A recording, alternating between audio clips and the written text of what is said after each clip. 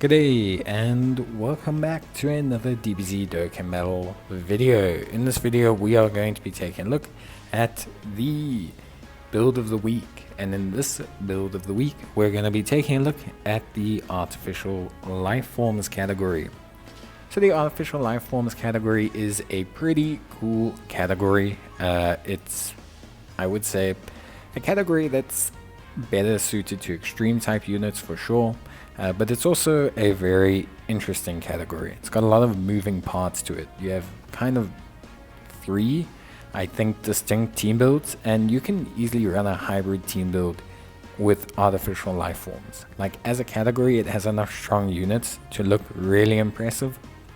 The big issue, at least for me, is not so much whether the category itself is impressive, it's the fact that it can be a little finicky to set up, considering that it's got quite distinct link sets with its units. For example, Majin characters tend to link well with Majin characters. GT bosses has quite a strong contingent in here. There's Cell and Androids based units in here, like Android 13.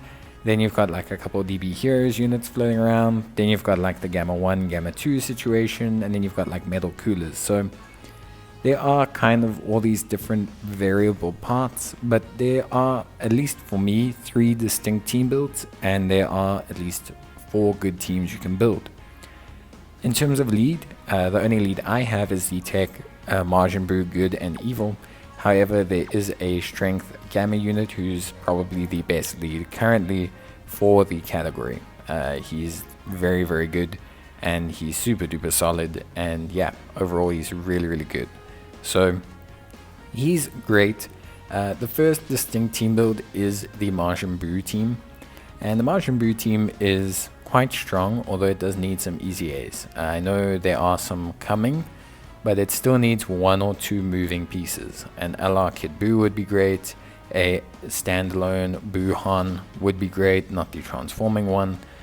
So those would really help this category. I think a really good Fat Buu is also needed, although I think the tech one still does well. I think a standalone exceptional Fat Buu would be very helpful. Obviously, you don't need to run these teams under Artificial Life Forms lead. You can easily run them under Kid Buu or anything like that. An important thing when it comes to the Majin team is there's some specific links that are really good. You've got Infinite Regeneration, Wall Standing Tall, and Majin. All 3 of these links are very common amongst the team and are very good when link leveled. Majin is huge, it's a 2-key 15% attack and defense link. Infinite Regeneration is a 10% defense, 3% health, and 2-key link. And Wall Standing Tall is a very strong offensive link. So these are 3 major links that you really want to consider when you're building your Majin-based Artificial Life Forms team. And all Buuhans have big bad bosses, which is pretty important when you talk about overall performance, as well as all Kid Buus have big bad bosses. The rest don't seem to have them. Not certain why Majin Buu is not a big bad boss. I guess it's because he becomes good, but hey. Then you have the Android kind of side of things. Now, the Android side of things is a bit wonky. There's like 2 distinct categories within the categories. You have like your Android 13s, Hellfighter 17s, and your Super 17s. These units all tend to link together very well. You then have your Gamma 1s and Gamma 2s, as I just showed you. I don't have the summonable ones, but they obviously link well together. They link well with Android 16s, actually, and they link fairly well with Android 13s. And then you have like your Cells, and your Cell has a very peculiar link set. He really kind of only links well with himself.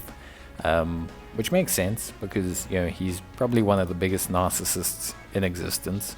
So he does link really well with himself. But it does mean that your team build's a bit wonky.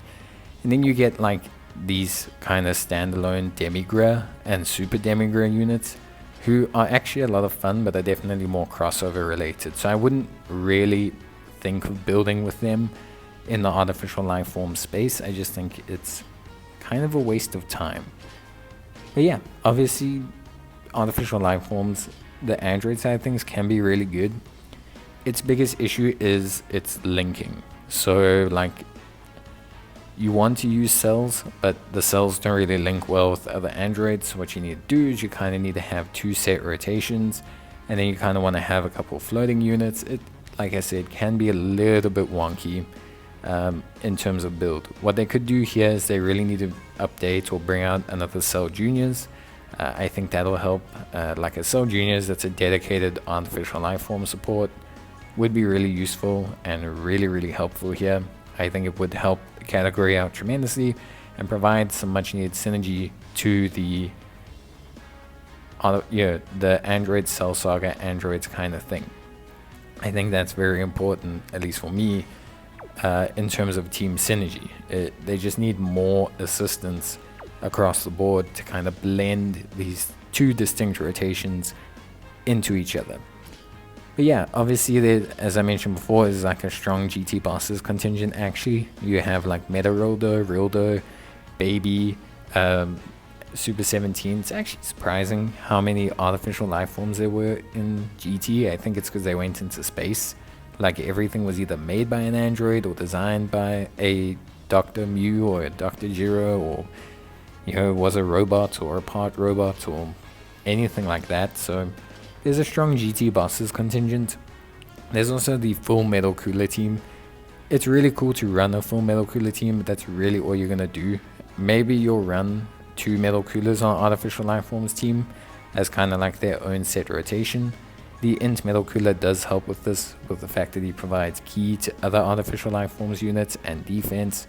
So you can definitely run them as a set rotation in the team, but you either do that or you run the full team. Like, that's your choices.